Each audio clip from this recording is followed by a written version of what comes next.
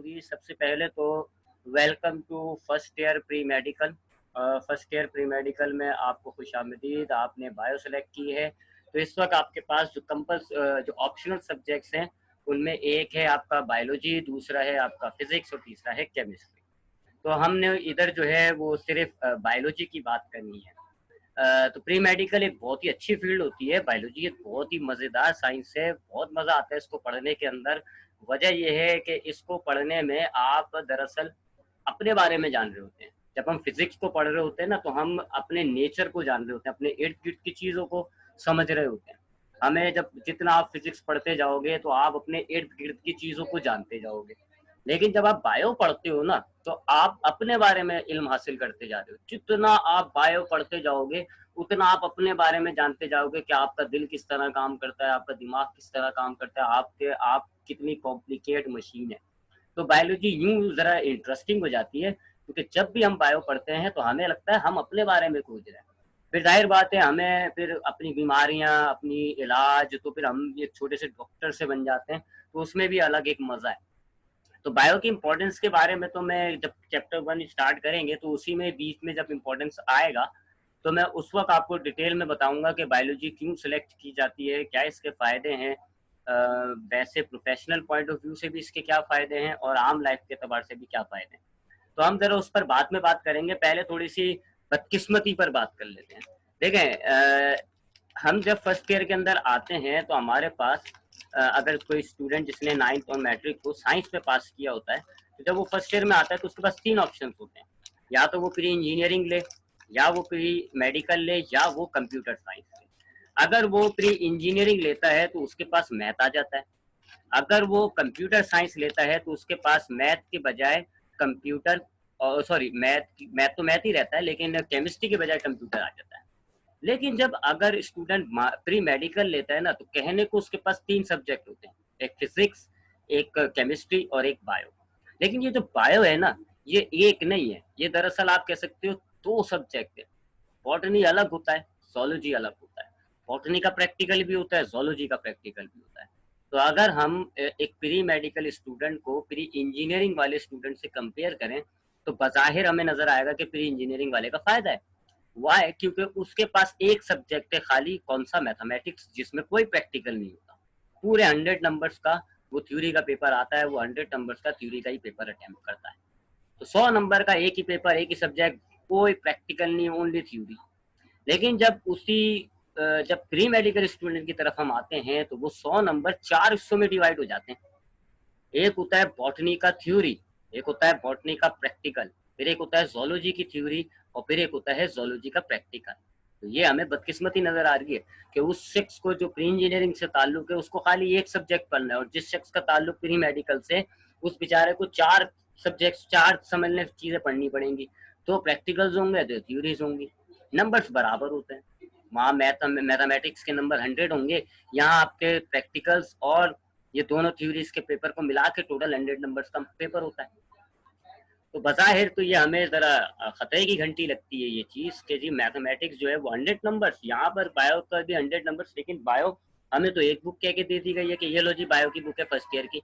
लेकिन अब पता चल रहा है जी, सर तो कह रहे हैं कि नहीं जी, बायोलॉजी की एक बुक नहीं है, बायोलॉजी की 2 थ्योरीज हैं और 2 प्रैक्टिकल्स हैं। अच्छा, पेपर्स भी अलग अलग होते हैं। बॉटनी का अलग पेपर होता है, अलग दिन होता है। जोलॉजी का फिर अलग से पेपर आता है, वो अलग दिन होता है। इसी तरीके से जोलॉजी का प्रैक्टिकल अलग होगा, बॉटनी का प्रैक्टिकल अलग होगा। आपको जोलॉजी का प्रैक्टिकल जर्नल अलग बनाना होगा, बॉटनी का प्रैक्टिकल जर्नल अलग बनाना होगा। तो ये समझ लें आप, ये क्लास से 4 चीजें हो गई हैं। आप एक पहले बॉटनी के पेपर की तैयारी करोगे, उसका पेपर दोगे, फिर जोलॉजी के पेपर की तैयारी करोगे, उसका पेपर दोगे, फिर बॉटनी के प्रैक्टिकल को परफॉर्म करोगे, फिर जोलॉजी के प्रैक्टिकल को परफॉर्म करोगे। तो बज़ाहिर तो ये मुझे भी यही लगता है, आपको भी यही लग रहा होगा कि इट इज टफ, मुश्किल है। इसके दो दो जवाब हैं। पहला जवाब ये है कि हाँ, ये तो कहना गलत नहीं होगा कि ये टफ है। ये टफ सब्जेक्ट होगा आपके लिए, मुश्किल होगा, इसमें बहुत मेहनत करनी पड़ेगी, आपको बहुत याद करना पड़ेगा। इसके अंदर आपके पास 2-2, ढाई-ढाई, 3-3 पेजेस के सवालात होंगे, उनके जवाबात होंगे, आपने वो याद करना होगा। कॉम्प्लिकेट डायग्राम्स होंगी, आपको उनकी प्रैक्टिस करनी होगी। आपको बड़े खतरनाक खतरनाक प्रैक्टिकल्स परफॉर्म करने पड़ेंगे, आपको उन प्रैक्टिकल्स को याद करना पड़ेगा। तो हाँ, ये मुश्किल है। हाँ, ये टफ होगी। लेकिन एक बात याद रखिएगा, जोलॉजी ये प्री मेडिकल का बच्चा बायोलॉजी पास कर लेता है। मैथमेटिक्स का प्री इंजीनियरिंग का जो बच्चा होता है ना, वो मैथमेटिक्स पास नहीं कर पाता, वो फेल हो जाता है। क्योंकि आप ये जहन में रख लें, मैथ इससे भी ज्यादा मुश्किल होती है। मैथ बहुत मुश्किल है, कहने को एक पेपर 100, लेकिन वो एक पेपर भी जाता है बच्चों से, नहीं हो पाता, बहुत कॉम्प्लिकेट होता है। लेकिन हमारे पास ये जो होता है ये एक सिंपल होता है। हमारे पास ये तो हमारे पास 14 चैप्टर हैं बायोलॉजी में, ये बहुत आसान है। अगर हमें सही तरीके से समझ में आ जाए तो हमें याद करना आसान हो जाएगा, और अगर हमने याद कर लिए तो इसको पास करना आसान हो जाता है। अगर हम जोलॉजी को अलग दे रहे हैं तो क्या है, हमें इस 14 चैप्टर्स में से समझ लें कुछ चैप्टर्स यानी कि 7-8 चैप्टर आपके जोलॉजी में आ जाएंगे। 7-8 चैप्टर आपके, यानी कि पढ़ाना आपको, अगर ये पूरी एक ही सब्जेक्ट का पेपर ले रहे होते, बायोलॉजी का एक ही पेपर आ रहा होता, तो ये पूरे 14 चैप्टर से आ रहा होता। अब आपको ये 2 पेपर तो लेते हैं, जोलॉजी और एक बॉटनी, लेकिन क्या आपके चैप्टर्स भी तो तकसीम हो गए, आधे जोलॉजी में चले गए, आधे बॉटनी में चले गए। तो बात एक ही है। अगर हमारा ये एक पेपर कंडक्ट कर लें बायोलॉजी के नाम से, तो फिर जाहिर बात है उस बायोलॉजी के पेपर में ये पूरे 14 पेपर्स में से, 14 चैप्टर्स में से क्वेश्चन आंसर देंगे, और आपको पूरे 14 चैप्टर्स याद करने पड़ेंगे। और अभी जो इस तरीके से ये करते हैं कि जी जोलॉजी का अलग ले लेते हैं, बॉटनी का अलग ले लेते हैं, तो अब भी आपको 14 चैप्टर याद करने होंगे, 14 चैप्टर में से ही सवाल आएंगे। तो यानी कि 2 अलग अलग पेपर लेने से हमें कोई नुकसान नहीं हो रहा है। हमें पहले भी 14 चैप्टर याद करने होते हैं अगर हमें एक पेपर दे रहे होते हैं। आज अगर हमें ये 2 पेपर्स देते हैं, एक जोलॉजी का एक बॉटनी का, तो अभी भी हमें 14 चैप्टर याद करने। बल्कि इसमें फायदा है, क्या फायदा है कि अगर हमारे पास एक अकेला बायोलॉजी का पेपर होता, तो हमें उस एक अकेले पेपर के लिए 14 चैप्टर्स की तैयारी करनी पड़ती, और हमें एक साथ 14 चैप्टर्स के सवालात को याद करके जहन में बिठाना होता, पेपर करना होता। लेकिन अब हमें, आप समझ ले, 2 हिस्सों में देना है। हमें 7 चैप्टर्स पहले याद करना है, उसका हम जाकर के पेपर दे देंगे, जोलॉजी का पेपर हो जाएगा। फिर हम आएंगे, एक आध दिन का गैप मिलेगा, हमें उस एक आध दिन में 7-8 चैप्टर को मजीद याद करने होंगे, फिर हम जाकर, यानी अब हम 2 हिस्सों में देंगे, तो ये तो फायदा है। तो ये अक्सर हमारे यहाँ जो है बच्चे जो है प्री इंजीनियरिंग की तरफ चले जाते हैं यही सोच के कि भाई बॉटनी, ये बायोलॉजी के अंदर तो भाई क्या मगज हमारी है जी, 2 थ्योरीज के पेपर होंगे, 2 प्रैक्टिकल्स के पेपर होंगे, कहाँ बंदा चाट चाट देगा। भाई छोड़ो भाई, इससे अच्छा वो ले लो, मैथमेटिक्स एक ही पेपर देंगे। लेकिन उनको इसके पीछे के फायदे नजर नहीं आते। मैथमेटिक्स वालों के अगर 15 चैप्टर है ना, तो उनको एक ही पेपर के अंदर पूरे उस 15 चैप्टर्स की तैयारी करके जानी होगी, आर या पार, खत्म। हमें यहाँ क्या करना होता है, हम आधे चैप्टर्स को याद करते हैं, लो जी आगे देकर आ गए पेपर, फिर वापस आए, एक दिन का गैप मिला, तो हमने जो बाकी चैप्टर्स हैं जिनका ताल्लुक बॉटनी से, हमने उनको रिवाइज किया और उनको उसके पेपर दे दिए। तो हम 2 सांसों में पानी पी रहे हैं, बेचारे वो एक सांस के अंदर पानी पी रहे हैं, तो उनके एक सांस के अंदर पानी पीते नहीं पी पाते, पूरा फेल हो जाते। हम चूंकि 2 सांसों में पानी पीते तो हम आराम से पेपर पास कर लेते। तो यूं जो है प्री मेडिकल का पासिंग रेशियो इंटर में अंदर सबसे ज्यादा है, कॉमर्स से भी ज्यादा होता है सबसे ज्यादा। अगर हम इंटर के अंदर पासिंग रेशियो देखें ना, तो प्री मेडिकल का होता है सबसे ज्यादा पासिंग रेशियो, उसके बाद आता है कॉमर्स का, फिर आता है कंप्यूटर साइंस का, और सबसे घटिया पासिंग मार्क्स यानी पासिंग रेशियो जो है वो प्री इंजीनियरिंग का है। बहुत ही बच्चा फेल होता है प्री इंजीनियरिंग में। हमारा जो प्री मेडिकल का पासिंग रेशियो है वो कॉमर्स से भी ज्यादा होता है।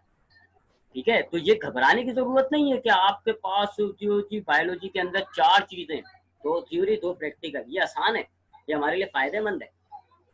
बस एक बात का ख्याल रखना होता है, वो ये कि तमाम चैप्टर्स और तमाम टॉपिक्स को बहुत अच्छे तरीके से समझना है। जितने अच्छे तरीके से आप समझोगे होगे, उतने आसानी से ये सवालात याद हो जाएंगे। अगर आपने एक चीज नहीं सीखी हुई ना, तो फिर आपको अगर उसका 2 पेज का सवाल याद करना होगा ना, बहुत मुश्किल हो जाएगी आपको सवाल याद करने में। लेकिन अगर आपने वो चीज समझी भी होगी, तो फिर जब आप उसका सवाल याद करोगे, बहुत ईजी हो जाता है। एक चीज समझी हुई, ये तो अब आप 9 मैट्रिक से गुजर चुके हो, आपको आइडिया होगा कि एक चीज अगर समझी भी है तो उसको याद करना आसान है। तो बस 2 बातों का ख्याल रखिएगा। एक बात ये कि आपने हर टॉपिक को बहुत अच्छे तरीके से समझना है, कोई कॉम्प्रोमाइज नहीं। कोई टॉपिक नहीं समझ में आया, कोई बात समझ में नहीं आई, रिपीट कर लो, पूछ लो, सवाल पूछ लो। बल्कि शायद आप ही हो जो सबसे ज्यादा सवाल कर लेती हो, सवाल पूछ लो। अगर आपको कोई चीज समझ में नहीं आएगी, कोई कॉम्प्रोमाइज नहीं। ये नहीं कि यार चलो ये प्रोकैरियोटिक सेल समझ में नहीं आया, चलो छोड़ो यार, रट्टे लगा लेंगे, आगे बढ़ो। नहीं भाई, समझना है, समझना है। मैं नहीं चाहता कि ऐसे डॉक्टर्स बने जो इंसान का पेट काट के उसको अल्लाह के पास पहुंचा दे। ठीक है, तो ऐसा समझो, आपने कोई कॉम्प्रोमाइज नहीं करना। जो टॉपिक है समझ लिया, फिर आगे बढ़ो। अदरवाइज याद कर रहे हो, कोई चीज याद करने बैठे हो, आपको वो टॉपिक क्लियर नहीं हो रहा, आप मुझसे पूछो कि सर ये वाला टॉपिक जरा रिवाइज करा दे, ये क्या था। जब मैं रिवाइज कराऊंगा फिर जब आप याद करोगे फिर आपको खुद लगेगा हाँ जी इजी हो गया। एक बात तो इस चीज का ख्याल रखना होगा आपको पूरे साल।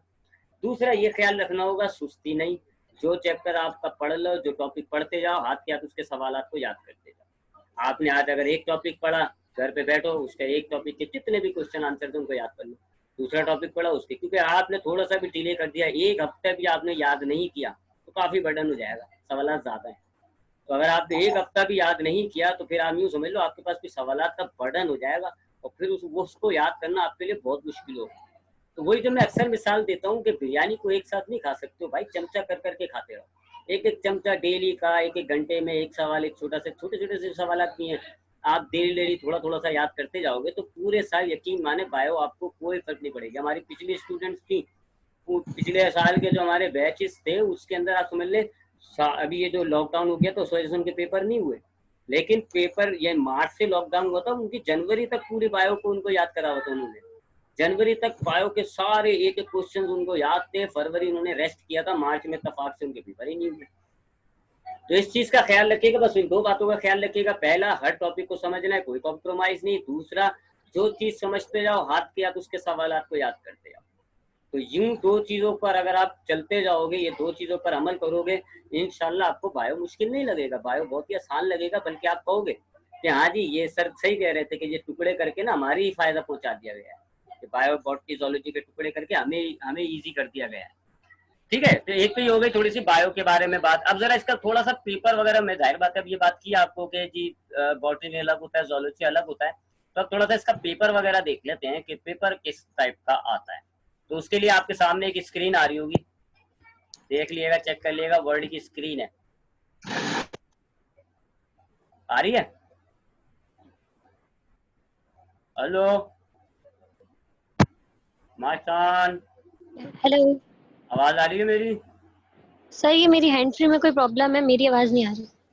नहीं मेरी आ रही है ना, मेरी आवाज काम की है। जी आपकी आ रही है, अब स्क्रीन भी आ रही है। बस ठीक है, मेरी आवाज काम की है, मेरी आवाज बस फोकस करिएगा। हम्म। अच्छा, अभी मैंने आपको बताया कि आपके जो बायोलॉजी नाम का सब्जेक्ट है इसके 100 मार्क्स हैं। किस तरह डिवाइड हुए हैं आप स्क्रीन दे रहे हैं।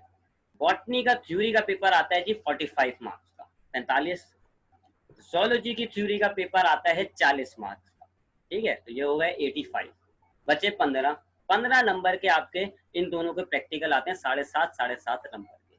तो बॉटनी का थ्योरी का पेपर हो गया जी आपका 45 मार्क्स का, 7.5 मार्क्स का इसका जो है वो आपका प्रैक्टिकल होगा। इसी तरीके से जोलॉजी का जो पेपर आएगा वो 40 मार्क्स का होगा, और 7.5 नंबर का इसका जो है वो प्रैक्टिकल होगा। तो यूँ आपके टोटल 100 मार्क्स हो जाएंगे। तो मेरी वो बात तो सही साबित हो गई कि आपके 100 मार्क्स 4 हिस्सों में तकसीम हो गए, 7.5 के दो प्रैक्टिकल, 45 नंबर का बॉटनी का पेपर, 40 नंबर का जोलॉजी का पेपर, ठीक है।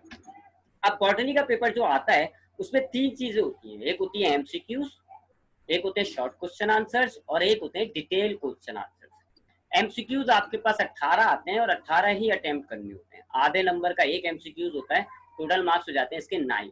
ये एक अच्छी बात होती है क्योंकि एमसीक्यूज आप समझ लें इंटर के अंदर बड़े मुश्किल होते हैं, बहुत मुश्किल होते हैं। यहाँ पर ना एमसीक्यूज 18 है लेकिन उनका नंबर्स कम है, तो ये अच्छी बात होती है हमारे लिए। मैथमेटिक्स में 20 नंबर के एमसीक्यूज होते हैं और एक एक नंबर का एक होता है, तो 20 टोटल मार्क्स हो जाते हैं एमसीक्यूज के 20। लेकिन वहां पे वो दो भी नहीं सही कर पाते, बड़े मुश्किल होते हैं, वो दो भी नहीं करेक्ट हो पाते, तो 20 में से 2 आ पाते हैं। यहाँ पर आपके पास एमसीक्यूज के लिए कितने मार्क्स अलॉट हुए हैं? सिर्फ 9। आपने इस 9 में से अगर आधे भी सही कर लिया आपको 4.5 नंबर मिल जाएगा, ठीक है। तो पहली बात, बॉटनी के पेपर में जो पहली चीज आएगी सेक्शन ए के नाम से, वो एमसीक्यूज होते हैं। उसमें आपके पास 18 एमसीक्यूज होंगे, आपने पूरे 18 एमसीक्यूज अटेम्प्ट करना है। आधे नंबर का एक एमसीक्यूज होगा, 9 नंबर के ये एमसीक्यूज हो गए। उसके बाद आता है जी दूसरा सेक्शन बी, इसको हम कहते हैं शॉर्ट क्वेश्चन आंसर। इसमें छोटे क्वेश्चन आंसर होते हैं, 1-2 लाइन हद है, 3 लाइन का जवाब होता है, इससे ज्यादा नहीं होता है। ये हकीकत में शॉर्ट क्वेश्चन है, आप नंबर भी देख लेगा 1 या 2 नंबर के तो होते हैं ये सवाल। तो आपका जो जवाब होगा वो एक लाइन का, 2 लाइन का, बहुत तीर मार लें आप 3 लाइन का होगा। तो टाइम कंज्यूमिंग तो नहीं होता है ये सेक्शन। शॉर्ट क्वेश्चन आंसर में कोई इतना टाइम नहीं लगता है, बंदा इजीली अटेम्प्ट कर लेता है। ये जो शॉर्ट क्वेश्चन आंसर का सेक्शन बी होता है, इसके टोटल मार्क्स होते हैं 22। अब ये 22 मार्क्स किस तरह डिस्ट्रीब्यूट होते हैं ये नीचे देखें। एक होता है क्वेश्चन नंबर 2, उसमें 15 पार्ट्स होते हैं, 15 पार्ट्स, 2 का 1, 2 का 2, 2 का 3, 2 का 4, उसके 15 पार्ट्स होते हैं। आपने उसमें से 10 अटेम्प्ट करने होते हैं, 5 छोड़ने होते हैं। 10 नंबर का ही होता है ये, यानी एक सवाल 1 नंबर का हो गया, तो वही 1 लाइन का जवाब होगा। इसका रीजन होते हैं ज्यादातर ये, भाई ये जो है शुतुरमुर्ग क्यों नहीं उड़ सकता पर कबूतर क्यों उड़ जाता है, इसका एक ही लाइन का जवाब होता है। ऐसे क्वेश्चन आंसर होते हैं ये। तो आपके पास जो सेक्शन जो शॉर्ट क्वेश्चन आंसर है उसमें जो क्वेश्चन 2 होगा उसके 15 पार्ट्स होंगे, आपने 10 अटेम्प्ट करने, 5 छोड़ देने, एक एक नंबर का एक होगा, 10 नंबर ही होगा। उसके बाद जो सेक्शन इसी शॉर्ट क्वेश्चन आंसर के सेक्शन में क्वेश्चन 3 होगा, उसमें आपके 9 पार्ट्स होंगे और आपने 6 अटेम्प्ट करने होंगे, 3 छोड़ देने। अब ये वाला होता है 12 नंबर का, यानी कि इसके हर एक सवाल का 2 नंबर होता है, ठीक है। तो आपने 10 नंबर यहाँ से, 12 नंबर यहाँ से इकट्ठे किए, हो गए आपके शॉर्ट क्वेश्चन आंसर के 22 नंबर, ठीक है। तो शॉर्ट क्वेश्चन आंसर का जो सेक्शन होगा उसमें 2 सवाल होंगे, एक होगा क्वेश्चन 2, एक होगा क्वेश्चन 3। क्वेश्चन 2 में 15 पार्ट्स होंगे, 10 अटेम्प्ट करना है। क्वेश्चन नंबर 3 में आपके पास 9 पार्ट्स होंगे, आपने उसमें से 6 अटेम्प्ट करना है। क्वेश्चन 2 10 मार्क्स का है, क्वेश्चन 3 जो है वो 12 मार्क्स का है। ये हो गया सेक्शन डी। उसके बाद डिटेल क्वेश्चन आंसर होते हैं, इसके 14 नंबर हैं, 3 आते हैं, 2 अटेम्प्ट करना है। एक हो गया जी 7 नंबर का, ठीक है। 3 में से 7 और 7 के 2 नंबर आप लगा लें, 14 नंबर हो जाता है। ये होते हैं जरा बड़े बड़े, ये होंगे कम से कम आप कह लें 2 रजिस्टर के 2 पेजेस के बराबर इसके जवाब होते हैं। लेकिन इसमें एक अच्छाई है, इसमें एक अच्छाई ये है कि 2-4 कैटेगरी के टॉपिक्स हैं, उनमें से एक सवाल लाजमी आ जाता है। जैसे कि प्लांट की फैमिलीज होती है, 6 फैमिलीज हैं, आप वो 6 फैमिलीज याद कर लें, एक लाजमी आती है। अब आपने वो 6 फैमिलीज याद कर ली ना, आपका इस डिटेल क्वेश्चन आंसर में से एक सवाल पक्का हो गया, क्योंकि वो 6 में से एक लाजमी फैमिली आती है। इसी तरीके से नीचे जोलॉजी में जब हम जाएंगे तो 3 बड़े किंगडम्स होते हैं, उसमें से एक लाजमी आता है। इधर डिटेल या बॉटनी की बात कर रहा हूँ मैं, तो मैं आपको 4-5 लाइफ साइकिल्स पढ़ाऊंगा और याद करने को कहूंगा, उनमें से एक लाइफ साइकिल लाजमी आएगी। तो एक लाइफ साइकिल का सवाल अटेम्प्ट करें आप, एक आप जो है वो फैमिलीज का सवाल अटेम्प्ट करें, हो गए तो 14 नंबर, अल्लाह अल्लाह खैर चलना, ठीक है। तो बॉटनी का paper is not tough, easy है। 18 एमसीक्यूज आएंगे, 10 आपको ये शॉर्ट क्वेश्चंस करना है, फिर 6 शॉर्ट क्वेश्चंस आपको और करना है, और 2 आपको लॉन्ग क्वेश्चन अटेम्प्ट करना है। ये आपके हो जाएंगे टोटल, आप कर लीजिएगा 9 इसके, 22 इसके और 14 इसके, तो ये आपके हो जाएंगे जी 9 10 11, हाँ 45 हो गई है, ठीक है। 45 का ये मार्क्स आ जाएगा। उसके बाद अच्छा एक और बात मैं आपको बताता चलूँ, यहाँ बॉटनी के पेपर में बाज औकात ऐसा होता है, ये जो टोटल क्वेश्चन है ना, सेक्शन क्वेश्चन 2 में 15, क्वेश्चन 3 में 9, बाज औकात इनमें ऊपर नीचे हो जाते हैं। कभी ये 16 दे देते हैं, 15 से तो कम नहीं देंगे, या 15 तो देंगे, कभी 16 भी दिए इन्होंने। इसी तरह ये जो क्वेश्चन 3 है, इसको 9 के बजाय कभी इन्होंने 10 भी दी थी। ये जो डिटेल क्वेश्चन आंसर है, कभी इन्होंने 3 के बजाय 5 भी दिए, 5 में से आपको कहा गया है 2 अटेम्प्ट करो। कभी ये 3 दे देते हैं, आपसे कहा जाता है 2 अटेम्प्ट करो, लेकिन 3 जो होते हैं वो ए बी करके होते हैं। तो ये जरा टोटल क्वेश्चन आंसर में डिफरेंस आ सकता है, लेकिन उससे कोई इतना खास फर्क नहीं पड़ेगा। जो हमने याद करने हैं, जिन टॉपिक को आप याद कर लोगे, उसके लिए पूरा पेपर निकालना इजी होगा, इससे कोई फर्क नहीं पड़ेगा। अब आते हैं जोलॉजी की तरफ। जोलॉजी के 40 मार्क्स का पेपर होता है, 16 एमसीक्यूज आते हैं 8 मार्क्स के। शॉर्ट क्वेश्चन आंसर बिल्कुल बॉटनी की तरह होगा, एक होता है क्वेश्चन 2, एक होगा क्वेश्चन 3। क्वेश्चन 2 को ये कहते हैं रीजनिंग, और क्वेश्चन 3 को ये कहते हैं नॉन रीजनिंग। रीजनिंग मतलब वही कि जी इसका वजह बताओ, इसकी वजह बताओ, ये ऐसे क्यों होता है, ये ऐसे क्यों होता है। रीजनिंग क्वेश्चन होते हैं, एक एक नंबर, एक एक लाइन के, 2-2 लाइन के होते हैं। आप कहने चले हद है 3 लाइन का होगा, ठीक है। तो शॉर्ट क्वेश्चन के मार्क्स होंगे हमारे पास 20, जिसमें से रीजनिंग क्वेश्चन आपको 5 अटेम्प्ट करना है, ये 10 नंबर के हो जाएंगे, और नॉन रीजनिंग भी 5 अटेम्प्ट करना है, ये भी 10 नंबर के हो जाएंगे। यानी शॉर्ट क्वेश्चन आंसर 2-2 नंबर का एक होता है, चाहे रीजनिंग हो चाहे नॉन रीजनिंग हो, 2-2 नंबर का एक होगा। आपने 5-5 अटेम्प्ट करना है, 20 नंबर आपके शॉर्ट क्वेश्चन आंसर के हो जाएंगे। और जो डिटेल क्वेश्चन आंसर आते हैं वो भी बिल्कुल इसी तरह बॉटनी की तरह 3 आएंगे, आपने 2 अटेम्प्ट करना है। बस एक जो है वो 6 नंबर का है, 7 का नहीं है, तो 2 जो है वो 12 नंबर के हो जाएंगे। तो यूँ आपके जोलॉजी का पेपर जो है वो 40 नंबर का हो जाता है, ठीक है जी। तो ये आपके थ्योरी के पेपर का एक स्ट्रक्चर है। बॉटनी का पेपर 45 का, ये उसका स्ट्रक्चर है। जोलॉजी का पेपर 40 का, ये उसका स्ट्रक्चर है।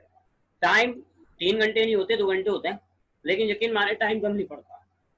टाइम आपको कम नहीं पड़ेगा। हाँ एक और बात है, अगर आप पेन बंद करके सो जाएं तो फिर वो मेरा मुझसे ना बोलिएगा, वो एक और बात है। लेकिन अगर आप मुस्तकिल हाथ चलाते रहें, जो जो जहन में आता जा रहा है लिखते जा रहे हैं, तो फिर इंशाल्लाह टाइम ना बॉटनी में कम पड़ेगा आपको, ना जोलॉजी में कम पड़ेगा। सर एमसीक्यूज तो 30 मिनट्स के होते हैं, तो यानी 1.5 घंटे का पेपर है। हाँ एमसीक्यू 30 मिनट के होंगे, आप आराम से टिक टिक लगा दें। ठीक नहीं है, तो यानी कि पेपर 1.5 घंटे में करना पड़ेगा। हाँ हाँ, पेपर 1.5 घंटे का हो जाएगा और आपका आधे घंटे का एमसीक्यू है, 2 घंटे हो जाएंगे। ठीक है, हमें 3 घंटे यूं नहीं दे रहा है क्योंकि पूरे 100 नंबर का नहीं है ना, वो फिर वो प्री इंजीनियरिंग वाले रोते हैं, तेजाज करते हैं, उनको 3 घंटे का पेपर देते 100 नंबर का। यहाँ इन्होंने हमें 2 घंटे दिए हुए होते क्योंकि हमारा पेपर आधे नंबर का है। तो इसके 2 घंटे, इसके 2 घंटे, देखा जाए टेक्निकली तो इन दोनों पेपर को मिला लो 4 घंटे के हो रहे हैं, फिर भी 4 घंटे दे रहे हैं वो लोग। फिर भी ये प्री हाँ इंजीनियरिंग तो वाले सोचते नहीं है ये। बहरहाल टाइम इंशाल्लाह कम नहीं पड़ेगा, बस आपने याद अच्छे से करना है, चीज़ें अच्छी याद होनी चाहिए। वहाँ जब आप सवाल लिखे कोई इंटरप्शन ना हो, किसी को चीटिंग कराने के चक्कर में रुकिएगा मत, मुस्तकिल आपका हाथ चलता रहना चाहिए, तड़ तड़ तड़ तड़ तड़ कोई गलती नहीं हो तो भाई इंशाल्लाह तो आप बॉटनी और जोलॉजी पास कर लेते हो। पास क्या, इसमें तो आप नंबर हासिल करते हो, इन दोनों पेपरों में आप इजीली नंबर भी हासिल कर लेते हो। प्रैक्टिकल का मामला डिफरेंट होता है, कॉलेजेस में होते हैं प्रैक्टिकल, प्रैक्टिकल आपके कॉलेजेस ही कंडक्ट करेगा, जो पेपर यानी कि बोर्ड में जो 7.5 नंबर के प्रैक्टिकल होंगे वो भी कॉलेजेस में होंगे। जनरल वो बनवाएंगे, प्रैक्टिकल आपसे वो करवाएंगे, और बुक भी वही आपको बताते हैं। कहीं कोई कोई जो है अलग बुक रिकमेंड कर रहा होता है, कोई अलग प्रैक्टिकल की बुक रिकमेंड कर रहा होता है। कुछ लोग कहते हैं जी पुराने जर्नल्स है वो खरीद लो, कुछ कॉलेजेस ये करप्शन करते हैं कि पुराने जर्नल्स बिकवा देते हैं। कुछ आपको प्रिंटेड जर्नल होते हैं जी, बस वो दे देते हैं, कहते हैं भाई आप रखो इसको याद कर लो। तो वो अलग अलग अब देखा जाएगा कि कॉलेज आपका कौन सा है, उस हिसाब से आपकी जो प्रैक्टिकल होता है ना वो देखना पड़ेगा। बहरहाल प्रैक्टिकल इतना दर्द सर नहीं होता, प्रैक्टिकल इतना तंग नहीं करता। तो ये हो गया जी आपके पास पेपर का पैटर्न। मेरा मेरा अपना ख्याल है प्री इंजीनियरिंग वालों से ज्यादा फायदे में है। सर आवाज मैं कट गई आपकी।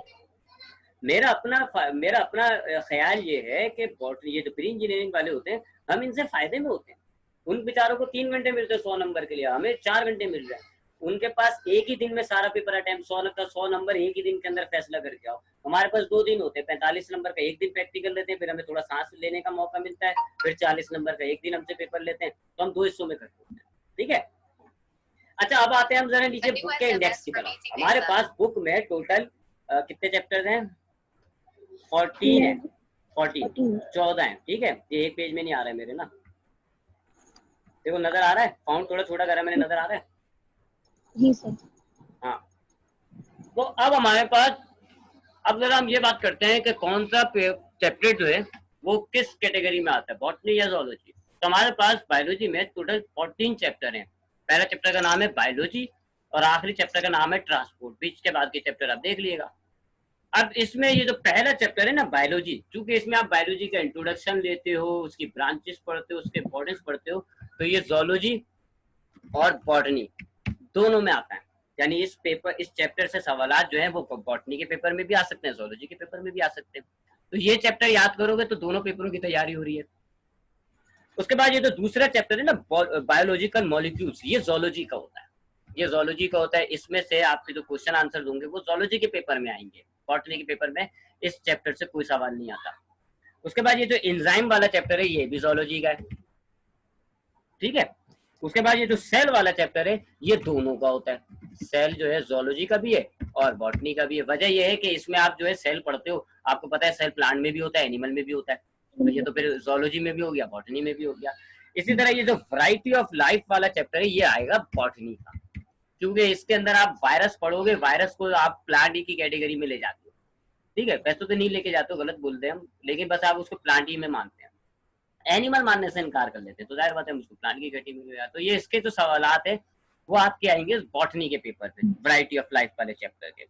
उसके बाद ये जो चैप्टर है किंगडम प्रोकैरियोटी, ये भी आपका बॉटनी का है, BOTANI, क्योंकि इसमें आप बैक्टीरिया वगैरह पढ़ते हो, बैक्टीरिया ज्यादातर ऑटोट्रॉप होते हैं और वो बॉटनी की तरफ जा रहा है कहानी, तो ये वाला चैप्टर जो है ये बॉटनी का होता है। अच्छा, ये वाला जो है प्रोटोक्टिस्टा वाला, किंगडम प्रोटोक्टिस्टा, ये दोनों का होता है, बॉटनी का भी है और जोलॉजी का भी है, क्योंकि इसके अंदर एल्गी आता है, एल्गी बॉटनी की कैटेगरी का होता है, और प्रोटोजोन्स आता है वो जोलॉजी की कैटेगरी का होता है। तो इस वजह से ये चैप्टर दोनों पेपरों में आ सकता है। इस चैप्टर के सवाल जो है जोलॉजी में भी मिलेंगे आपको, बॉटनी में भी मिलेंगे। फंगस वाला चैप्टर जो है वो बॉटनी में आता है। प्लांटी, जाहिर बात है, ऑब्वियस बात है, ये तो बॉटनी में आएगा। इसी तरह किंगडम एनिमेलिया, ये जोलॉजी में आएगा। बाकी के जो चैप्टर हैं 11, 12, 13, 14, bio energetics, nutrition, gases exchange और ट्रांसपोर्ट, इसमें आप सिस्टम्स पढ़ते हैं, digestive system, circulatory system, respiratory system वगैरह वगैरह, एनर्जी कैसे निकाले जाते हैं, अब वो वाले मामला, वो वाली कहानियां तो बॉटनी में भी होती हैं, जोलॉजी में भी होती हैं, दोनों में होती है ना। प्लांट भी डाइजेशन करेगा, प्लांट भी एनर्जी हासिल करेगा, प्लांट भी ट्रांसपोर्टेशन करेगा, एनिमल्स भी करेगा। लिहाजा ये चारों चैप्टर जो है तो ये दोनों कैटेगरी के होते हैं, यानी कि ये आपके जोलॉजी के भी होंगे और बॉटनी के भी होंगे। ठीक है, तो इसको हम कॉपी पेस्ट कर लेते हैं। 11 to 14। हाँ 11 to 14। तो ये जरा जहन में रख लिएगा, इसको यूं जहन में रख लिएगा कि जब हम जो चैप्टर पढ़ रहे होंगे, आप जो चैप्टर याद करती जाओगी तो आपको आइडिया रहेगा कि मैं किस पेपर की तैयारी करती जा रही हूँ। अगर आपने बायोलॉजिकल मॉलिक्यूल्स चैप्टर पढ़ लिया, याद कर लिया, आप समझ जाएंगे मैंने जोलॉजी में एक कदम आगे बढ़ गई।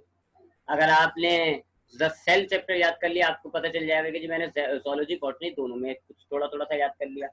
ठीक, तो ये जरा जहन में रख लिएगा। अगर आपके पास बुक है तो चाहे तो इंडेक्स में ये बात लिख भी लें। जी सर, लिख लिया। ठीक है जी। तो एक बात ये हो गई कि आपके पेपर जो है, आपका जो बायोलॉजी का पेपर है वो 4 हिस्सों में तकसीम है, 2 थ्योरी 2 प्रैक्टिकल। प्रैक्टिकल 7.5 के। थ्योरी का पेपर बॉटनी का 45, जोलॉजी का 40। किस तरीके से इनकी मार्क्स डिस्ट्रीब्यूशन हुई है ये मैंने आपको बता दिया। उसके बाद मैंने आपको बायोलॉजी का जो इंडेक्स है 14 चैप्टर का, उसमें भी आपको ये बता दिया कि किन चैप्टर्स का ताल्लुक किन से है। और फिर आप जब जाहिर बात है इन चैप्टर्स को पढ़ोगे तो आपको आइडिया भी हो जाएगा कि वाकई में ये बायोलॉजी का है, ये बॉटनी का है, ये जोलॉजी का है, वगैरह वगैरह। ठीक, तो अब हम अपना टाइम वेस्ट करने के बजाय क्यों ना पहला चैप्टर स्टार्ट कर लेते हैं, जिसका नाम है द बायोलॉजी। अच्छा, अब इस बायोलॉजी चैप्टर में हमने करना ये होता है कि ये जो बायोलॉजी है दरअसल ये वही है इंट्रोडक्शन टू बायोलॉजी। जैसे हमारे पास फिजिक्स में पहला चैप्टर है जिसके अंदर आपका नाम है स्कोप ऑफ फिजिक्स, नाम कुछ भी हो, उस चैप्टर का, पहले चैप्टर का मकसद ये होता है कि हमने जो मैट्रिक में मोटी मोटी मालूमात हासिल की होती है, हम उसको पहले चैप्टर में रिवाइज करते हैं। यही मामला यहाँ पर भी, आपका पहला चैप्टर जो है ना द बायोलॉजी, उसका भी यही मामला है। यहाँ पर भी आप बायोलॉजी चैप्टर के अंदर जो आपने 9th में बायो पढ़ी थी है, जिसको पढ़े हुए 1 साल से ज्यादा हो, 2 साल हो गए, बल्कि 2 साल से ज्यादा हो गया है आपने जो 9th की बायो पढ़ी हुई है, उसके अंदर जो आपने मोटी मोटी इंपॉर्टेंट बात पढ़ी थी, ब्रांचेस, बायोलॉजी क्या होती है, बायोलॉजी की ब्रांचेस क्या होती है, बायोलॉजी की इंपॉर्टेंस क्या होती है, किंगडम्स कौन कौन से होते हैं आज की तारीख में हमारे पास, लेवल ऑफ क्लासिफिकेशन क्या है, तो वो मेन बातें हम पढ़ते हैं ताकि हमें जो है 9th की बायो की मेजर चीजें जो है वो रिवाइज हो जाए। ठीक है, और बाकी चीज जो है फिर वो हम सेल में रिवाइज करते हैं। तो हम पहला चैप्टर स्टार्ट कर लेते हैं अपना। नाम है इसका चैप्टर 1 और नाम है इसका दी बायोलॉजी। अच्छा, सबसे पहले तो जाहिर बात है इसमें हमने बायोलॉजी ही की डेफिनेशन देख लेना है, व्हाट इज बायोलॉजी। बायोलॉजी की डेफिनेशन देख लेते हैं। तो साइंस में हमारे पास 2 मेजर ब्रांचेस होती है। ये आपको शायद आपके जो फिजिक्स के टीचर हैं, जो सुना है बड़े अच्छे टीचर हैं आपके, बड़े बेहतरीन है टीचर, पता नहीं कौन है, क्या नाम है, अल्लाह उनको जन्नत नसीब करे, गुनाह माफ करो उनके। तो आपके जो फिजिक्स के बड़े बेहतरीन से टीचर है, उन्होंने आपको फिजिक्स की जब ब्रांचेस, फिजिक्स का जब इंट्रोडक्शन दिया होगा तो उन्होंने आपको वहां बताया होगा शायद कि साइंस की 2 बड़ी ब्रांचेस होती हैं। एक कहलाती है बायोलॉजिकल साइंस और एक कहलाती है फिजिकल साइंस। फिजिकल साइंस जी। में आप नॉन लिविंग थिंग पढ़ते हो और फिर फिजिकल साइंस में से ही फिजिक्स और केमिस्ट्री निकली है। और बायोलॉजिकल साइंस में आप लिविंग थिंग पढ़ते हो और बायोलॉजिकल साइंस को ही फिर आगे जाके बायोलॉजी कहा जाने लग गया। ठीक है, तो ये जहन में रख लिएगा, ये तो फिर फिजिक्स के टीचर से पूछ लेगा, वो रिवाइज भी करा देगा आपको बेचारा। तो आपकी 2 ब्रांचेस थी साइंस की मेजर, उसमें एक थी द बायोलॉजिकल साइंसेस। अब वो इतना बड़ा नाम हो रहा है बायोलॉजिकल साइंसेस, बायोलॉजिकल साइंसेस, तो उसको थोड़ा सा शॉर्ट फॉर्म में ले आए और उसको कर दिया जी बायोलॉजी। 9th में आपने पढ़ा होगा कि ये जो बायोलॉजी वर्ड है ये दरअसल 2 ग्रीक वर्ड से मिलकर बने हुए, एक है इसमें बायो और दूसरा जो है वो है लोजी। जी। अच्छा, लोजी वर्ड नहीं होता है ग्रीक में, ग्रीक में होता है लोगस। अब वो हम बायोलोगस पढ़ते अजीब लगता, तो उसको हमने लोगस को थोड़ा सा ड्राइव कर लिया और लिख दिया लोजी। ठीक है, तो असल ग्रीक लैंग्वेज में हमें वर्ड मिलता है लोगस, लोगस को थोड़ा सा चेंज कर दिया गया, लोजी बना दिया, और फिर ताकि इसकी जो प्रोनाउंसिएशन है वो जरा अच्छी सी आए, बायोलॉजी। लोगों को बायोलोगस कहना अच्छा नहीं लगता था। तो ये दोनों बहरहाल, ये दोनों वर्ड जो है, इन दोनों वर्ड्स का ताल्लुक है किस जबान से? ग्रीक जबान से। ग्रीक ने साइंस को इजाद किया था। असल में जो ग्रीक कौम थी ना, यूनानी कौम, उन्होंने इस बायोलॉजी साइंस को इजाद किया था, इसको डिस्कवर किया था, तो नाम भी उन्होंने फिर अपनी ही लैंग्वेज में रख दिया था। तो बायो के मायने होते हैं इंग्लिश के अंदर लाइफ, जिंदगी, और लोगस जो वर्ड है इसके मायने होते हैं स्टडी ऑफ, यानी कि पढ़ना, मुताला करना, रिसर्च करना, किसी भी चीज के बारे में रिसर्च भी लिख देते हैं। रिसर्च करना किसी भी चीज के बारे में, फाइंड आउट करना वगैरह वगैरह। तो ये जो बायो है इसके मायने है लाइफ, लोगस के मायने होते हैं स्टडी ऑफ। अगर हम दोनों वर्ड को मिलाएं तो ग्रीक में बन जाएगा ये बायोलॉजी, और इंग्लिश में बन जाएगा स्टडी ऑफ लाइफ। इंग्लिश में क्या बन जाएगा? Study of life. यही बायोलॉजी की डेफिनेशन है। Biology is the branch of science that deals with study of life. पूरी कर लेते हैं इसको। Branch of science that deals with the study of life. यानी बायोलॉजी साइंस की वो ब्रांच है जिसमें आप जिंदा चीजों के बारे में पढ़ते हैं, लिविंग ऑर्गेनिजम्स के बारे में पढ़ते हैं, हर उस चीज के बारे में पढ़ते हैं जिसके अंदर जान होगी, जिसमें लाइफ एग्जिस्ट करती हो, भले हमें वो जिंदा लगे ना लगे। जैसे अक्सर लोगों को पौधे जिंदे नहीं लगते, पता नहीं कहते कि पौधे जिंदा है, लेकिन इसमें लाइफ एग्जिस्ट करती है ना, तो ये लिविंग ऑर्गेनिज्म हो गया और हम इसको भी पढ़ेंगे। तो दुनिया की हर वो चीज जिसके अंदर जान होगी, जो जिंदा होगा, जिसमें लाइफ एग्जिस्ट करती है, जो लिविंग ऑर्गेनिज्म कहलाता है, उनको आप बायोलॉजी में स्टडी करते हैं। जो चीज भी नॉन लिविंग है, जिसमें जान नहीं है, हम उसको बायोलॉजी में नहीं पढ़ते। उसके लिए भी वो फिजिकल साइंसेस वाली ब्रांचेस हैं, केमिस्ट्री और फिजिक्स। तो बायोलॉजी क्या है? बायोलॉजी के अंदर आप जानदारों के बारे में पढ़ते हैं, लिविंग ऑर्गेनिजम्स के बारे में पढ़ते हैं। कहने को तो बड़ा छोटा सा लग रहा है कि जी लिविंग ऑर्गेनिजम्स आपकी दुनिया में तो हैं बस, और बाकी तमाम प्लैनेट्स के अंदर तो कोई भी लिविंग ऑर्गेनिज्म नहीं है। पूरी इतनी बड़ी कायनात में खाली एक ही थी, वो आमिर खान बोलता है ना, एक ही गोला है अर्थ, उसके अंदर लिविंग ऑर्गेनिजम्स हैं। अच्छा, अब लिविंग ऑर्गेनिजम्स भी यहाँ पर तो आधी से आप 3/4 तो पानी है, उसके बाद खुश्की है, खुश्की के अंदर है, थोड़ा बहुत पानी के अंदर है। लेकिन ये ऐसा नहीं है मामला। हमारी दुनिया में तकरीबन 15 लाख किस्म के स्पीशीज हैं, लिविंग ऑर्गेनिजम्स हैं। 15 लाख में से हम एक है। इंसान यानी ह्यूमंस जो हैं, they are 1 of 15 lakh. 15 lakh में से हम एक है। गधा एक है, घोड़ा एक है, शेर एक है। ऐसे हमारे यहाँ 15 लाख के करीब डिफरेंट स्पीशीज है इस दुनिया के अंदर। एक बात। दूसरी बात, हमने अभी टोटल इस दुनिया के अंदर जितनी कैटेगरी की स्पीशीज है ना, या जितनी स्पीशीज हैं, हमने आप समझ लें 20% भी नहीं डिस्कवर की। यानी हमारी इस दुनिया के अंदर 15 लाख से कई गुना ज्यादा मुख्तलिफ किस्म के लिविंग ऑर्गेनिजम्स पाए जाते हैं। हमने तो सिर्फ अभी थोड़े से खोजे हैं। इवन के आपका ये जो ओशन है ना, समंदर, ये आप समझ लें आपने सिर्फ 10% डिस्कवर किया है। इससे ज्यादा आप नीचे जा नहीं सकते। हाई प्रेशर की वजह से आपकी बॉडी जो है वो फट जाएगी, इतनी प्रेशर होता है। तो हमारा जितना बड़ा ओशन है, हम सिर्फ ऊपर की सिर्फ 10% हिस्से पर जा सकें, और उस 10% हिस्से में जितने लिविंग ऑर्गेनिजम्स मौजूद है ना, हमने सिर्फ उन्हीं को डिस्कवर किया है। अभी जब आप नीचे जाएंगे, अभी आपका 90% ओशन बाकी है जिसको आप डिस्कवर करना बाकी है। अभी आपके पास 90% ओशन। अब जब आप 90% ओशन डिस्कवर करोगे तो वहां फिर मिलेंगे आपको नए नए ऑर्गेनिज्म, और जब आपको नए नए ऑर्गेनिजम्स मिलेंगे तो फिर आपकी बायोलॉजी जो है वो बहुत बढ़ती है।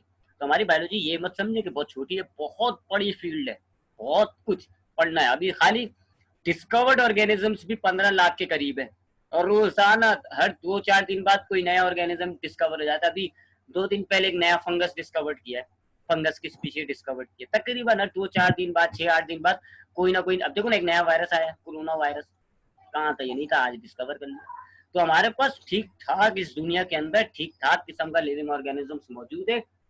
करंटली हम तकरीबन 15 लाख यानी 1.5 मिलियन स्पीशीज को स्टडी कर चुके हैं, उनको जानते हैं। लेकिन क्या ये काफी है? नहीं, इसके अलावा भी बहुत सारी हैं जो हम आगे आगे अपनी लाइफ के अंदर डिस्कवर करेंगे इंशाल्लाह। तो इन तमाम स्पीशीज, जो 15 लाख स्पीशीज मौजूद है ना, इन तमाम के बारे में पढ़ना बायोलॉजी कहलाता है। अब बायोलॉजी बहुत बड़ी है। बायोलॉजी में फिर हमने ब्रांचेस बनाई हुई हैं, क्योंकि बायोलॉजी में बहुत, क्योंकि आप 15 लाख ऑर्गेनिजम्स को भी पढ़ोगे, फिर उन ऑर्गेनिजम्स की हर एक चीज को पढ़ना, उनका सेल, उनके सिस्टम्स, किस तरह वो काम करते हैं, कैसा हैबिटाट है उनका, कैसा एनवायरनमेंट है। तो बायोलॉजी बहुत बड़ी हो जाती है। तो फिर यहाँ पर बायोलॉजी को क्लासिफिकेशन की जरूरत पड़ी। यानी बायोलॉजी के अंदर हमने ब्रांचेस बनाई थी, ठीक है, ताकि हमें जो टॉपिक पढ़ना हो हम स्पेसिफिक ब्रांच पढ़ लें। तब जरा बायोलॉजी क्लासिफिकेशन की बात कर लेते हैं, यानी कि बायोलॉजी में जो ब्रांचेस है ना हमारी, उनकी बात कर लेते हैं। पहले हम जरा देख लेते हैं बायोलॉजी में फंडामेंटल ब्रांचेस कौन सी है। फंडामेंटल कहते हैं मेन, बुनियादी ब्रांचेस। मेजर ब्रांचेस कौन सी है? अच्छा, अब जब बायोलॉजी की ब्रांचेस बनाने की बारी आई, जब बायोलॉजी में ब्रांचेस निकालने की बारी आई, तो उस वक्त, बहुत पुरानी बात है, बहुत जो लोग थे उस वक्त वो समझते थे कि सिर्फ दुनिया में सिर्फ 2 ही किस्म के ऑर्गेनिजम्स पाए जाते हैं उस वक्त। यानी ये मैं आपको बता रहा हूँ ग्रीक टाइम के लोगों की। तो ग्रीक के जो दौर में जो लोग थे, वो उन्होंने कहा कि जी अब बायोलॉजी में ब्रांचेस बनाते हैं। तो उन्होंने कहा जी कि हमारे पास दुनिया में कितने किस्म के ऑर्गेनिजम्स हैं, तो उन्होंने कहा जी हमारे पास 2 किस्म के ऑर्गेनिजम्स हैं, एक कहलाते हैं एनिमल्स और एक कहलाते हैं प्लांट्स। एनिमल्स वो किनको कहते थे? हेटरोट्रॉप को। हेटरोट्रॉप्स क्या होते हैं जी? ये हमने 9th में भी पढ़ा है। अच्छा, प्लांट किसको कहते हैं आप? ऑटोट्रॉप्स को। अब ये हेटरोट्रॉप और ऑटोट्रॉप्स क्या होते हैं? हेटरोट्रॉप्स ऐसे ऑर्गेनिजम्स को कहते हैं जो अपना खाना अपनी बॉडी के अंदर खुद नहीं बना सकते। जब भी इनको खाना चाहिए होगा फॉर एनर्जी, एनर्जी हासिल करने के लिए जब भी इनको खाना चाहिए होगा, ये बाहर से एनवायरमेंट से हासिल करते हैं। जैसे मिसाल के तौर पे मैं, आप, ये जितने भी हमारे जानवर होते हैं, गधा, घोड़ा, शेर, बकरी, ये सारे हेटरोट्रॉप हैं। क्योंकि हमें जब भी भूख लगेगी, हमें जब भी एनर्जी की जरूरत होगी, हमारी बॉडी को फूड चाहिए होगा, तो मेरी बॉडी खुद ही अंदर ऑटोमेटिकली खाना नहीं तैयार करेगी। मैंने बाहर से एनवायरमेंट से कोई खाना लिया और बॉडी के अंदर डाला, बर्गर ले लिया खा लिया, बिरयानी ले ली खा ली। तो हेटरोट्रॉप क्या होते हैं? ऐसे ऑर्गेनिजम्स जो अपना खाना प्रिपेयर नहीं कर सकते, अपना खाना अपनी बॉडी के अंदर तैयार नहीं कर सकते। ऐसे ऑर्गेनिजम्स को आप हेटरोट्रॉप कहते हो। ये फिर बेचारे बाहर से एनवायरमेंट से आते करते हैं। और ऑटोट्रॉप कौन होते हैं जी? ये ऐसे ऑर्गेनिजम्स होते हैं जो अपना खाना अपनी बॉडी के अंदर तैयार कर लेते हैं। इनकी बॉडी के अंदर खाना खुद प्रिपेयर होता है। इनको थोड़ा सा रॉ मटेरियल चाहिए होता है। क्या होता है जी raw material? Carbon dioxide gas होती है, तो वाटर होता है, ये रॉ मटेरियल है। कार्बन डाइऑक्साइड ये हवा से ले लेते हैं, वाटर। पौधे जो है आपके, ये ऑटोट्रॉप होते हैं। कभी आपने पौधे को किसी मैकडोनल्ड में खड़े होकर बर्गर खाते हुए देखा है? बिरयानी खाते हुए देखा है? नहीं। तो ये तो जिंदा है, इनको खाना नहीं चाहिए होगा क्या? चाहिए होता है इनको खाना। इनको खाना चाहिए एनर्जी के लिए। ये क्या करते हैं? ये अपनी बॉडी के अंदर ही तैयार कर लेते हैं अपना फूड। इसी वजह से ये कभी बाहर से खाना नहीं खा रहे होते। अब खाना कैसे तैयार होता है? वो फोटोसिंथेसिस का प्रोसेस होता है। कार्बन डाइऑक्साइड ये हवा से लेते हैं, पानी ये जो है अपनी रूट से ले लेते हैं, और फिर क्लोरोफिल इनके पास मौजूद होता है, रोशनी चाहिए होती है। ये 4 रॉ मटेरियल चाहिए होते हैं: क्लोरोफिल, कार्बन डाइऑक्साइड, वाटर और सनलाइट। चारों चीजें इनको मिल जाती हैं तो फिर ये अपना तौर पे खाना तैयार कर लेते हैं, फिर उसी को तोड़ के उसमें से एनर्जी निकाल लेते हैं। ठीक है, तो ऐसे ऑर्गेनिज्म जो अपनी बॉडी के अंदर खाना तैयार कर लेते हैं बाय फोटोसिंथेसिस या कीमोसिंथेसिस, ऐसे ऑर्गेनिजम्स को हम कहते हैं ऑटोट्रॉप। और जो अपना खाना खुद तैयार नहीं कर सकते, हम उनको कहते हैं हेटरोट्रॉप। हेटरोट्रॉप और ऑटोट्रॉप का जो फर्क होता है वो होता है क्लोरोफिल पर। मैंने आपको क्या बताया? 4 चीजें चाहिए होती है ऑटोट्रॉप को। कौन सी 4 चीजें चाहिए होती है? एक चाहिए होती है कार्बन डाइऑक्साइड गैस, एक चाहिए होता है वाटर, एक चाहिए होता है क्लोरोफिल, और एक चाहिए होता है लाइट। अच्छा जी, अब ये 4 चीजें चाहिए तो ये खाना तैयार कर लेते हैं।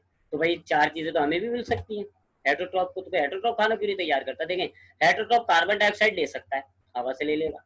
वाटर भी चलो मिल जाएगा उसको, पानी पी लेगा। रोशनी में भी ये सूरज के आगे खड़ा हो जाएगा, रोशनी मिल जाएगी।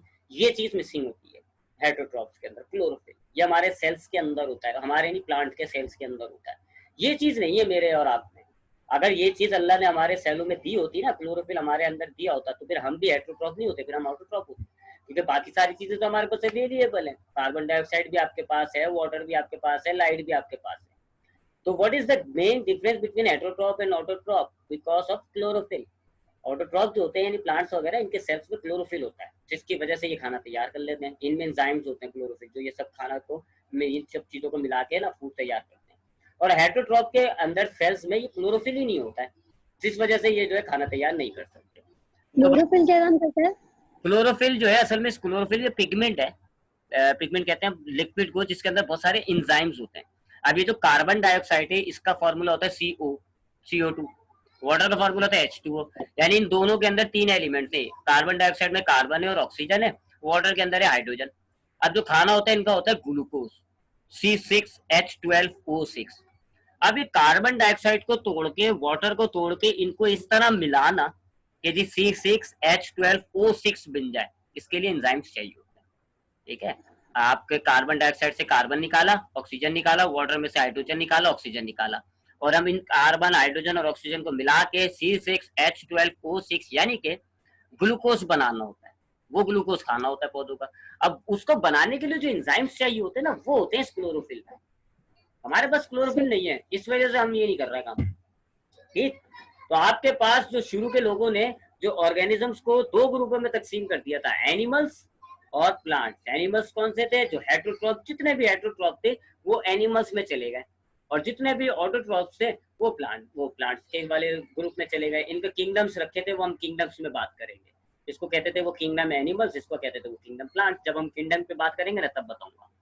तो अब जब चूंकि इन्होंने दो ग्रुप बनाए थे ऑर्गेनिजम्स के, तो फिर उन्होंने बायोलॉजी के अंदर दो ब्रांचेस बना दी। दो ब्रांचेस कौन सी बनाई? एनिमल्स की स्टडी के लिए इन्होंने बनाई जूलॉजी, और प्लांट्स की स्टडी के लिए इन्होंने बनाई बॉटनी। तो ये दो ब्रांचेस आ गई, दो फंडामेंटल ब्रांचेस आ गई थी बायोलॉजी में, जूलॉजी और बॉटनी। ये आज तक हम कर रहे हैं, अभी पेपर में भी देख लो आप, हमने यही किया, जूलॉजी और बॉटनी। तो शुरू के अंदर चूंकि दो टाइप के ऑर्गेनिजम्स पाए जाते थे, लिहाजा दो तरह की ब्रांचेस बना दी गई, एक जूलॉजी और एक बॉटनी। फिर आगे जाके जब माइक्रोस्कोप डिस्कवर्ड हुआ, तो माइक्रोस्कोप से जब लोगों ने झांका तो पता चला भाई एनिमल्स और प्लांट्स के अलावा ऐसे भी ऑर्गेनिजम्स हैं जो इतने छोटे होते हैं कि आपको वो अपनी नॉर्मल आंखों से, नेकेड आंखों से नजर नहीं आते, जैसे कि बैक्टीरिया, एमिबा, यूग्लेना, पैरामेशियम, क्लेमोडोमोनास, बहुत सारे। इन सारे ऑर्गेनिजम्स को आप कहते हो माइक्रो ऑर्गेनिजम्स। माइक्रो मतलब होता है बहुत छोटा, इनको आप क्या कहते हो? Micro organisms. ये वो तमाम ऑर्गेनिजम्स हैं जो आपको नॉर्मल आंखों से नजर नहीं आते, ठीक है। अब जब उस पर रिसर्च की गई तो पता चला जी कुछ माइक्रो ऑर्गेनिजम्स ऑटोट्रॉप है, कुछ माइक्रो ऑर्गेनिजम्स हेटरोट्रॉप है। तो इनको क्या दो ग्रुप में तकसीम करने के बजाय इनका अलग ग्रुप बना दिया था माइक्रो ऑर्गेनिजम्स के नाम से। और फिर इन्होंने एक नई ब्रांच बनाई बायोलॉजी के अंदर, जूलॉजी बॉटनी के अलावा तीसरी ब्रांच बनाई, उसका नाम रखा गया माइक्रोबायोलॉजी। माइक्रोबायोलॉजी में आप इन माइक्रो ऑर्गेनिजम्स की, यानी ऐसे ऑर्गेनिजम्स की जो इंतहाई छोटे होते हैं ना, आपको अपनी नॉर्मल आंखों से नजर नहीं आते, उनकी स्टडी कर। तो हमारे पास इसके बायोलॉजी की ये तीन फंडामेंटल ब्रांचेस हैं, तीन तो मेजर ब्रांचेस है। एक जूलॉजी, इसमें हम एनिमल्स को पढ़ते हैं, एक बॉटनी, इसमें हम प्लांट्स को पढ़ते हैं, और एक जो है वो माइक्रोबायोलॉजी, इसमें आप माइक्रो ऑर्गेनिजम्स के बारे में पढ़ते हैं। फिर जैसे जैसे आप पढ़ते गए, आगे पढ़ते गए, तो पता चला जी कि जी एनिमल्स के अंदर भी हजारों चीजें होती है पढ़ने की, बॉटनी के अंदर भी हजारों। तो फिर इन तीन फंडामेंटल के अलावा फिर मजीद छोटी छोटी ब्रांचेस बनाई गई, बहुत सारी ब्रांचेस बनाई गई हैं। हम उनमें से कुछ को जिक्र करेंगे, लेकिन अब हमारे पास हो गया टाइम ओवर, 45 हो गया। अभी हमें फिजिक्स की क्लास भी लेनी है, 15 मिनट का गैप रखा था ताकि हम नमाज भी पढ़ सकें। अल्हम्दुलिल्लाह हम मुसलमान हैं, हम नमाज पढ़ेंगे। तो यहाँ तक का टॉपिक देख लिएगा। कोई सवाल है मेरा बच्चा तो पूछ ले मुझसे। नहीं सर, हम कोई सवाल नहीं है। हाँ, हमने क्या नाम है, प्री मेडिकल के ऑड्स एंड इवेंट्स देख लिए, क्या नुकसान है क्या फायदा है देख लिया हमने। हमने ये भी देख लिया कि हमारे जो 17-14 चैप्टरों का इंडेक्स है वो किस तरह डिस्ट्रीब्यूट है, और हमने अभी बायोलॉजी स्टार्ट करके बायोलॉजी की डेफिनेशन और तीन ब्रांचेस पढ़ी है। अब हम नेक्स्ट क्लास में, तो कल है इतने ही 7 बजे, ये कल भी क्लास, तो 7 बजे की हम क्लास में हम देखेंगे इसकी मजीद ब्रांचेस। कुछ ब्रांचेस आपकी बुक वाली होंगी, कुछ ब्रांचेस मैं आपको अपने पास से बता दूंगा। तो काफी ब्रांचेस हम देखेंगे, क्योंकि वो जो मैं अपने पास से बताऊंगा वो भी बीच बीच में यूज होती रहती है। तो हम काफी ब्रांचेस को देखेंगे, फिर हम जाएंगे किंगडम्स की तरफ। एक किंगडम्स का टॉपिक रिवाइज करना होगा, उसके बाद एक और चैप्टर, एक और टॉपिक रह जाएगा, फिर उसके बाद यूजेस पर आएंगे। ठीक, तो कोई सवाल है तो पूछिए। नहीं सर, अभी तक तो नहीं। ठीक है, फिर ये अपन। क्लास कब कब होगी सर बायो की? क्या हुआ? क्लास कब कब होगी बायो की? बायो की क्लास अभी एक आज और एक कल है। एक कल भी है ना, सही, 7 बजे। हफ्ते में 2 दिन? हफ्ते में 2 दिन देखता हूँ, अगर जरूरत पड़ी 3 दिन कर लेंगे। ओके ठीक है, अभी हफ्ते में 2 दिन रखते हैं, अगर जरूरत पड़ेगी तो फिर 3 दिन कर लेंगे। ठीक है, सर, ठीक। चले अभी 15 मिनट का गैप ले, फिर 8 बजे आपकी फिजिक्स की क्लास है, फिर वो एक माया नास फिजिक्स का टीचर आएगा, वो आपको पढ़ाएगा। ठीक है जी, चले जो, अल्लाह हाफिज।